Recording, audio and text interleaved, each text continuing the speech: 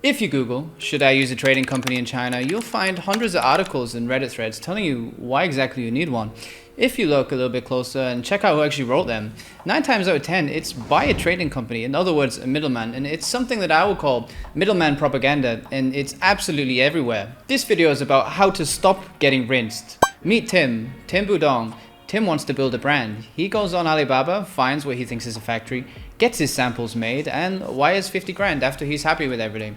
Except what he doesn't realize, he's not actually speaking to a factory, he's talking to our girl, May Wenhua. Tim, A, either he thinks he needs May because he's read all these articles online about needing trading companies to do business in China, or B, May is just lying to him and pretending she works for the real factory. Tim just doesn't know it yet.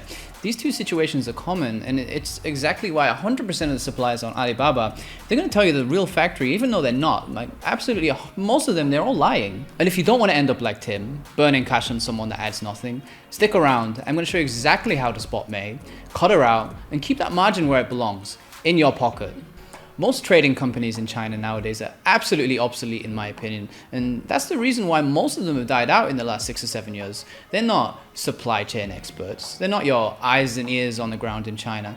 I see the numbers. I know how this industry works. I still work in this industry, and I'm saying what most people won't. These guys are stealing a living.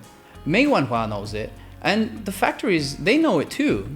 Your product probably isn't complicated, I mean no offense, but if you're selling water bottles, gym gear, phone cases, basic stuff, factory doesn't need May to translate it to them, hey, make it blue and put my logo on it. Sure, if you're building something more complicated, something with lots of parts, higher requirements, just hire a specialist, maybe an engineer on the ground, or fly to China yourself and do all the work on the ground.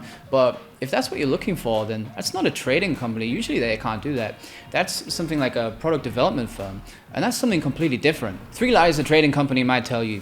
Lie number 1, we'll get you lower MOQs, which is wrong because actually in 80% of cases, the factory sets the MOQ, the trader just accepts your small order and adds a profit margin on top to cover their risk. Lie number 2, we handle quality control for you. Now this one's actually my favorite. So they take a 30% markup to manage quality, but when something goes wrong, like who do they call?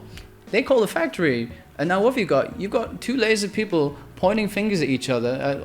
Meanwhile, your shipment can be totally messed up. I've seen that happen many, many times to people online. You want quality control? Just hire an inspector. It costs you like $300. Don't pay a middleman to forward your complaint. It's not worth it. Lie number 3, you need us for proper English communication. This was true in maybe 2008, but it's embarrassing for 2026. Most factories, they have English speaking staff now. I mean, it makes sense. The ones that don't, they're just the rinky-dink factories producing cheap stuff. And no, those are not the factories that you really want to find, because those factories, the quality management risk just increases massively, even if you speak Chinese with them. So how do you actually find the real factory and stop funding May's next holiday? Here's what actually works. Ask for their business license in Chinese, but don't just get the PDF. Also get the full written name of the company out in Chinese, because if you don't know Chinese, it's going to be pretty difficult to write that out. Open Google Chrome, turn on the translate feature, and search the exact name of that factory into Baidu.com. The information available on the Chinese internet is all totally public, and it's going to come up everything you need to know.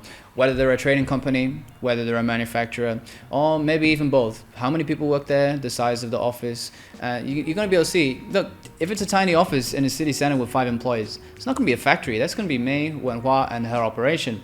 A real factory in most cases is going to have hundreds of staff, large facility size, often measured in the thousands of square meters, and it's also probably going to be based in an industrial zone, not a city center. So if any of these numbers look a little bit strange to you, then you can guarantee you're talking to a middleman. The catalog test. Look at what they're selling.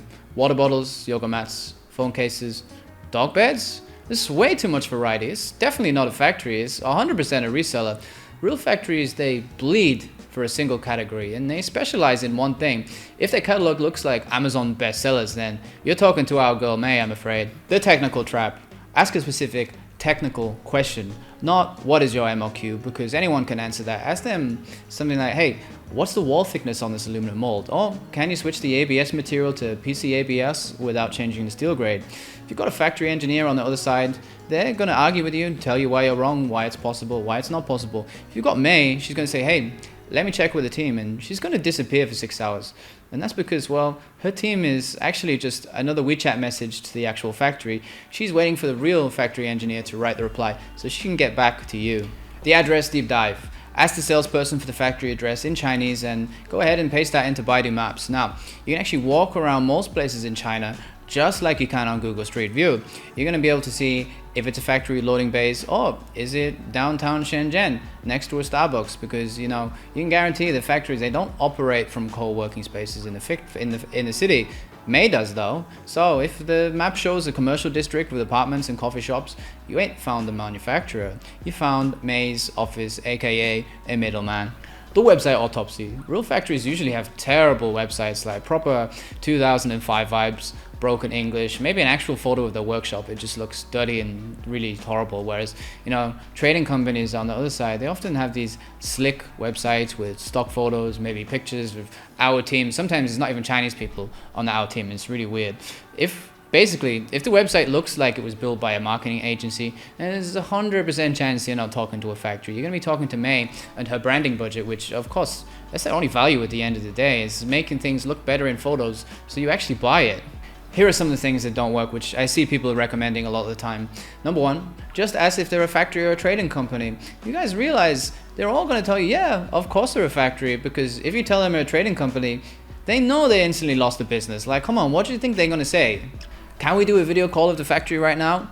A lot of the time people don't realize that May, she's got a desk in the factory showroom. The factories, they often let these traders operate from inside, well, because it does bring them business. I mean, not everyone likes it, but your video call, you might see the factory in the background and be like, hey, this is perfect, that's a real factory.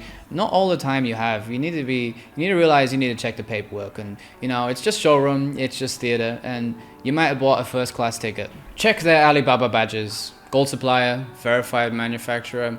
Those are paid memberships. They ain't character references. May, she's paying thousands of dollars a year to get the exact same badge as the factory that owns the machines. Don't trust these platforms to do your thinking for you. Tim trusted the badge. Look where it got him. Now, these aren't all the ways you can use to find out if they're a trader or a factory. There are definitely more.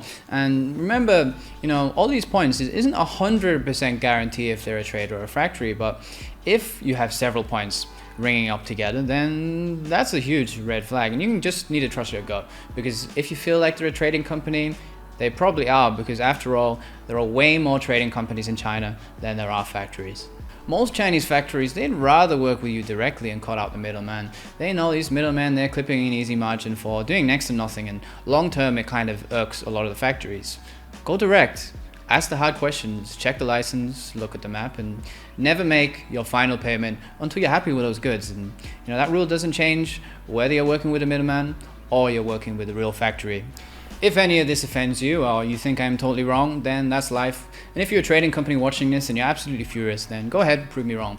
Show your clients your exact margins. Show them the real factory license that you're working with and the real factory address. But obviously you won't. You ain't going to be transparent, because transparency kills the middleman, and everyone knows it. Don't fall for the middleman propaganda. If in doubt, cut them out. Thanks for watching. I'll see you soon.